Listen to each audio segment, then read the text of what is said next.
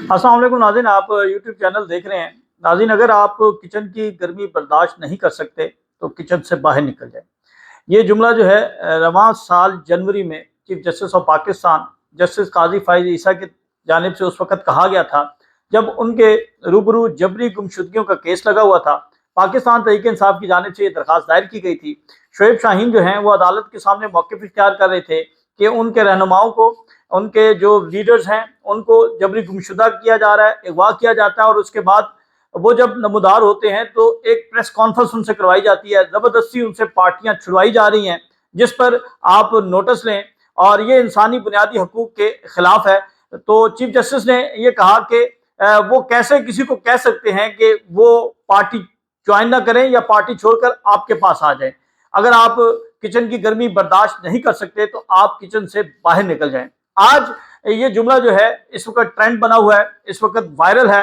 اس کی وجہ یہ ہے کہ گزشتہ رات کو لندن میں جو پاکستانی اوورسیز کی جانب سے احتجاج کیا گیا، اور اس احتجاج کے بعد جو صورتحال ہے وہ ہم یہ دیکھ رہے ہیں۔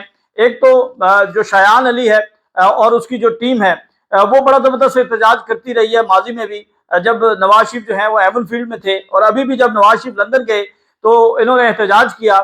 انہوں نے یہ کہا کہ پاکستان کے اندر انسانی بنیادی حقوق کی پامالیوں پر نوٹس لیا جائے، جو ظلم ہو رہا ہے، جس طرح چادر چار دیواری کا تقدس پامال کیا جا رہا ہے، اس پر نوٹس لینا چاہیے، اور وہ احتجاج کر رہے ہیں۔ اب مزے کی یہ بات ہے کہ دیکھیں وہاں پر احتجاج کیا جاتا ہے، احتجاج جس جگہ پر کیا جا رہا ہے وہاں پر کوئی درخواست نہیں ہے، وہاں پر کوئی معاملہ نہیں ہے، وہاں کی حکومت کو، وہاں کی پولیس کو اس سے کوئی اعتراض نہیں ہے، کیونکہ وہاں پر آپ کا بنیادی حق ہے کہ آپ احتجاج کر سکتے ہیں۔ لیکن اس کا جو رد عمل ہے وہ پاکستان میں آ رہا ہے۔ پاکستان میں محسن نقوی صاحب کہہ رہے ہیں کہ ان کی شہریت منسوخ کر دیں گے، ان کے خلاف کارروائی شروع کر رہے ہیں، کابینہ کو بھیج دیا ہے۔ تو بھائی اس وقت تم کہاں تھے جب ارشد شریف شہید، ان کو جو ہے شہید کیا گیا تھا دوسرے ملک میں؟ تو اس وقت کیا تم لوگ جو ہے وہ کوئی مقدمہ درج کروایا؟ اس وقت جو پاکستان کا کمیشن ہے وہاں پر کوئی درخواست دی گئی کہ جن لوگوں نے ارشد شریف شہید کے اوپر حملہ کیا ہے، ان کو شہید کیا ہے، ان کے خلاف کارروائی کرے؟ کیا اس وقت اس طرح کی کوئی چیزیں ہوئی تھی؟ نہیں ہوئی تھی۔ تو اس کا مطلب یہ ہے، یہ سب چیزیں آپ کے سامنے ہیں کہ کس طرح یہ حکومت جو ہے ارشد شریف شہید کے معاملے میں کس طرح انہوں نے کردار ادا کیا۔ اور اب جب قاضی فائز عیسیٰ جو خود کہتے تھے کہ کچن کی گرمی برداشت نہیں کر سکتے تو باہر چلے جاؤ، تو آج اگر ان کے سامنے احتجاج ہو رہا ہے، لوگ ان پر جو ہے وہ اعتراض کر رہے ہیں، یعنی کل سے دو جملے جو ہیں وہ وائرل ہیں۔ ایک لعنت کا، یعنی آپ کہیں کہ تمہارے اوپر لعنت ہے، تو کیا اس کے اوپر جو ہے وہ آپ دہشت گردی کا مقدمہ درج کر دیں گے؟ یہ اس طرح کا ہمارے اوپر تو ہوا ہے، یعنی ہم رپورٹ کرتے ہیں تو ہمارے اوپر جو ہے وہ دہشت گردی کی دفعات کے تحت سائبر ٹیررزم کی دفعات لگا دی جاتی ہیں کہ ہم جو ہیں وہ رپورٹ کیوں کر رہے ہیں، ہم دہشت گردی پھیلا رہے ہیں۔ تو بھائی لندن میں اس طرح نہیں ہوتا، برطانیہ میں اس طرح نہیں ہوتا، دوسرے ممالک میں اس طرح نہیں ہوتا۔ وہاں پر آزادی اظہار رائے ہے، اگر آپ نے کچھ کرنا ہے تو وہاں پر جا کر کریں، وہاں جا کے ثابت کریں کہ کون سے جو خلاف ورزی کی ہے وہاں پہ لوگوں نے۔ لیکن یہاں پر جو ہے پھر ایک دہشت پھیلائی جا رہی ہے کہ ہم جو بولے گا، جو اس کے اوپر بات کرے گا، ہم اس کی جو ہے وہ شہریت منسوخ کر دیں گے، ہم اس کے خلاف مقدمات درج کر دیں گے۔ تو یہ تو صورتحال ہے ناظرین۔ دوسری جانب ناظرین، آج جو سب سے اہم خبر ہے وہ یہ ہے کہ پشاور کے اندر جو ہے وہ 30 پاکستان تحریک انصاف کے رہنماؤں اور کارکنوں کو باعزت بری کر دیا گیا ہے۔ 9 مئی کے مقدمے میں پشاور میں انسداد دہشت گردی عدالت نے 30 رہنماؤں کو باعزت بری کر دیا ہے۔ الزام پروسیکیوشن ثابت کرنے میں ناکام رہی ہے، جس میں 11 پاکستان تحریک انصاف کے رہنما ہیں، جن میں ابھی وزراء بھی ہیں، سابق وزراء بھی ہیں اور کارکنان بھی ہیں۔ تو آج انسداد دہشت گردی عدالت نے ناکافی شواہد کی بنیاد پر تمام ملزمان کو باعزت بری کرنے کا حکم دے دیا ہے۔ الزام کیا تھا؟ یہ توڑ پھوڑ کی ہے، الزام یہ تھا کہ دہشت پھیلائی ہے۔ تو کوئی چیز جو ہے وہ ایک الزام بھی جو ہے وہ عدالت میں ثابت نہیں ہوا، اور عدالت نے کہا کہ ہم آپ کو باعزت بری کر رہے ہیں۔ یہی صورتحال ہوگی ان مقدمات کی، جس طرح سیاسی انتقام کا نشانہ بنایا گیا ہے، ان کا مقدر یہی ہوگا۔ دیکھیں بات یہ ہے کہ جب آپ کوئی بھی عمل کرتے ہیں، میں ایمان مزاری کی بات کرتا ہوں کہ ایمان مزاری نے کار سرکار میں مداخلت کی، آپ اس کے خلاف کار سرکار مداخلت کا مقدمہ درج کریں، آپ اس میں جب دہشت گردی کی دفعات لگاتے ہیں تو آپ تو اپنے مقدمے کا بیڑا گرک خود بھی کر لیتے ہیں۔ جب وہ ایک چیز ہوئی نہیں آپ وہ چیز لگا دیتے ہیں تو عدالت تو یہی پوچھے گی کہ بتاؤ کیسے دہشت پھیلی، کیا وہ بیریئر جب ہٹا رہی تھی تو اس سے دہشت پھیلی ہے؟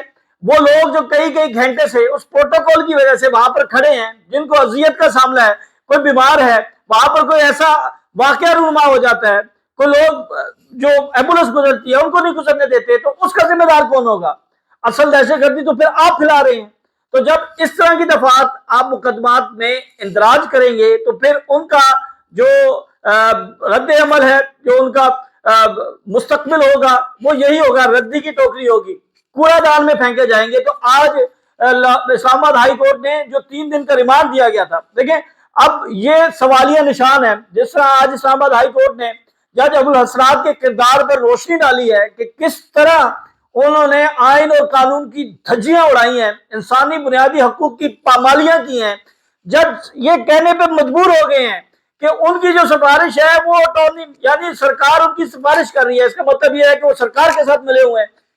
کس طرح جو ہے وہ انسانی حقوق کی پامالیاں کی جا رہی ہیں ناظرین، یہ آپ کے سامنے ہے۔ ایمان مزاری کے معاملے میں عدالت نے وہ ریمانڈ کا عدم قرار دیا تو سوشل میڈیا کے اوپر جو ہے وہ کردار کشی شروع ہو گئی ہے، اور اس طرح کی باتیں کی جا رہی ہیں، اس طرح کے قابل اعتراض اور لفظ جو گفتگو کی جا رہی ہے، یعنی پٹے کھول دیے گئے ہیں کہ آپ جو ہیں ان لوگوں کو عبرت کا نشان بنائیں جو کہ انصاف کی، آئین کی، قانون کی بات کر رہے ہیں، اور جو ان کو تحفظ فراہم کرتے ہیں ان کے اوپر مقدمات درج کر دیں، جو بات کرتے ہیں آئین و قانون کی بالادستی کی ان کو گرفتار کر دیں، غائب کر دیں۔ تو یہ اس وقت صورتحال ہے، دن بدن گھٹن جو ہے وہ بڑھتی جا رہی ہے۔ آزادی اظہار رائے 26ویں آئینی ترمیم آئی، اب اس کے ذریعے جو ہے وہ ہاتھ پاؤں باندھ دیے گئے ہیں۔ آج لاہور ہائی کورٹ میں بھی یہ درخواست پر سماعت ہوئی ہے، سندھ ہائی کورٹ میں بھی ہوئی ہے۔ Chief justice Lahore high court فرماتی ہیں کہ یہ معاملہ تو سپریم کورٹ میں جا چکا ہے تو ہم تو اس کے اوپر نہیں کچھ کر سکتے۔ اب آپ اس کے جو بنیادی نکات ہیں وہ دیکھیں کہ جو درخواست گزار ہے وہ یہ کہتے ہیں کہ اس آئینی ترمیم سے جو عدلیہ ہے، جو آئین کا دباچہ ہے وہ اس کے مطابق ہے ہی نہیں، یعنی ایسا قانون جس سے انسانی حقوق متاثر ہوتے ہوں، جس سے عدلیہ کی آزادی متاثر ہوتی ہے، وہ قانون سازی نہیں ہو سکتی۔ سینارٹی کے اصول کو تبدیل کر دیا گیا، جوڈیشل کمیشن کے اندر جو ہے وہ آپ وزراء کو ڈال دیا ہے، آپ نے ممبران قومی اسمبلی کو، سینٹ کے اراکین کو ڈال دیا ہے، کہ یعنی اس کو پورا پولیٹیسائز کر دیا ہے کہ جو بھی جج اب آئے گا وہ ان کی مرضی منشا کے مطابق آئے گا، ان کی مرضی منشا کے مطابق فیصلے کرے گا، تو وہ ایلیویٹ ہو کر سپریم کورٹ میں آئے گا، اور پھر سپریم کورٹ میں بھی وہی جج چیف جسٹس بنے گا جو ان کی خدمت گزاری کرے گا، جو ان کی باتیں مانے گا، جو اپنے آپ کو ان کے سامنے پیش کرے گا۔ تو یہ 26ویں آئینی ترمیم ہے جس نے عدلیہ کو بالکل مفلوج کر دیا ہے۔ آنے والے دنوں میں آپ دیکھیں گے اس کے حوالے سے اہم چیزیں جو ہیں وہ سامنے آئیں گی۔ دوسرا ناظرین، آج مریم نواز نے ایک کام کیا ہے، بڑا زبردست کام ہے، کینسر ہاسپٹل کا جو ہے وہ انہوں نے افتتاح کیا ہے، لیکن نام کیا ہے؟ Nawaz Sharif cancer hospital, Nawaz Sharif interchange, Shahbaz شریف ہاسپٹل، یعنی آپ نے جو سرکار کا، جو عوام کا پیسہ، اس کے نام سے جو بھی کام کرنا ہے نام اپنا رکھنا ہے۔ یعنی پچھلے دنوں جنا اسپتال کے اندر جو ہے وہ مریم نواز کارڈیالوجی، یعنی وہ ایک پورا مختص کیا جا رہا تھا۔ ہمارے جو صحافی دوستوں بتاتے ہیں کہ یہ ساری چیزیں ہوئی تھی، بعد میں جو عظمیٰ بخاری وہ کہتی ہیں یہ فیک نیوز ہے۔ یعنی سب سے بڑا جھوٹ، سب سے بڑی فیک نیوز جو ہے یہ خود بناتے ہیں، خود پھیلاتے ہیں، پھر اس کے بعد اگر کوئی بات کرے تو اس کے خلاف جو ہے وہ مقدمات، اس کے خلاف جو ہے وہ انتقامی کارروائیاں شروع ہو جاتی ہیں۔ اچھا چلے مانیں آپ یہ کام کرنا ہے، اچھی بات ہے، ہونا چاہیے، لیکن مجھے یہ بتائیں کہ جو آپ کا اپنا ذاتی ہاسپٹل ہے، اتفاق ہاسپٹل، اس کا نام کیوں نہیں نواز شریف رکھتے؟ آپ کی اپنا جو کاروبار ہے، رمضان شوگر مل ہے، آپ کی چودھری شوگر مل ہے، آپ کے کاروبار بے تحاشا ہے، پولٹری ہے، سب کچھ ہے، تو ان کا نام شہباز شریف، نواز شریف، مریم نواز، حمزہ شہباز کیوں نہیں رکھتے؟ وہ آپ کے ذاتی ہیں نا، آپ اپنی جیب سے کما رہے ہو، آپ کا حق بنتا ہے، آپ جو بزنس کرتے ہیں اس کو اپنے نام سے رکھیں، اپنے والدین کے نام سے رکھیں، اپنی اہلیہ کے نام سے رکھیں، یہ تو آپ کا حق ہے۔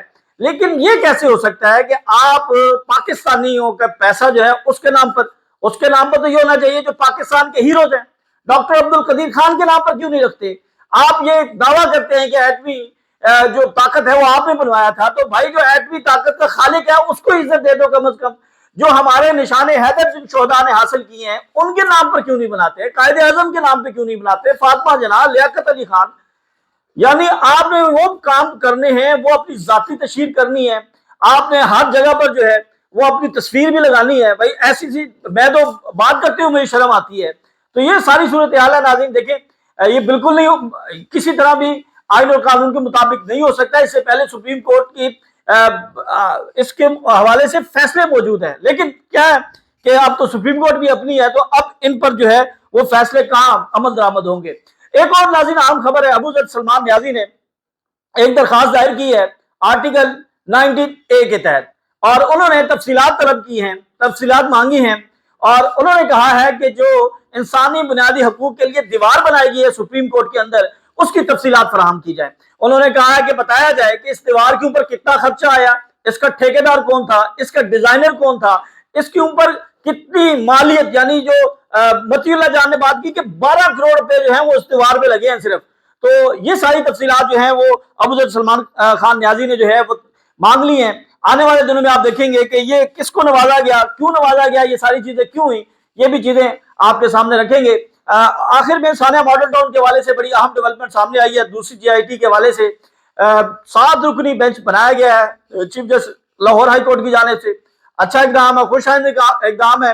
2019 سے یہ معاملہ جو ہے وہ زیر التوا ہے، اور آج اس کو 4 سال ہو گئے ہیں، لیکن اس کے اوپر جو ہے وہ درخواست کے اوپر فیصلہ نہیں ہو رہا. ہم امید کرتے ہیں کہ اس کے اوپر فیصلہ ہوگا، لیکن سوالیہ نشانی ہے کہ کیوں چیف جسٹس عالیہ نیلم نے خود سربراہی کیوں نہیں کی، کیونکہ اس سے پہلے وہ اس بینچ کا حصہ تھی. جو اس سے پہلے بینچ تھا، اس بینچ کے اندر جسٹس طارق سلیم شیخ تھے، بڑے دبنگ جج ہیں، ان کو کیوں نہیں شامل کیا گیا؟ یہ سوالیہ نشان ہے اس بینچ کی فارمولیشن پر. لیکن پھر بھی جو ہوا ہم اس کو اچھا سمجھتے ہیں. ہم یہ سمجھتے ہیں کہ اس کا جو ہے وہ فیصلہ ہونا چاہیے. 2019 سے یہ معاملہ زیر التوا ہے، اور آج ثانیہ ماڈل ٹاؤن کو ہوئے کئی سال گزر چکے ہیں، لیکن ابھی تک وہ متاثرین جو ہیں وہ انصاف کے متلاشی ہیں، وہ فیملی انصاف کی متلاشی ہیں جنہیں وہاں پر جو ہے وہ بے دردی کے ساتھ شہید کیا گیا. کل آپ سے دوبارہ ملاقات ہوگی، تب تک کے لیے ہمیں اجازت دیں. اللہ حافظ.